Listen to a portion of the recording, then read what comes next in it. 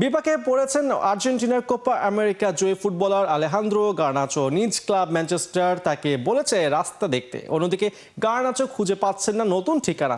কথাবার্তা এগুলেও ঝুলে আছে চেলসির প্রস্তাব।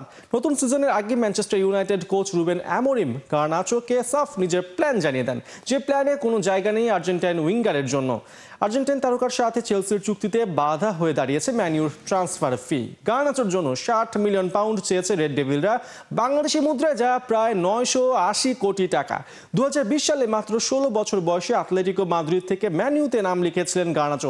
2022-এ সিনিয়র টিমে জায়গা পান। এখন পর্যন্ত রেড ডেভিলদের হয়ে করেছেন 16 গোল। অ্যামোরিমের পরিকল্পনায় না থাকায় বেশ কিছুদিন ধরে যারা ওল্ড ট্রাফোর্ড ছাড়ছে, সেই টিরেল মেলাসিয়া, জার্ডন সানচো, অ্যান্টনি মার্কাস রাশফোর্ডদের সাথে অনুশীলন করেছেন। অ্যামোরিম জানিয়েছেন তার ট্যালেন্ট আছে, কিন্তু এখন তা ওয়ার্কআউট করছে না।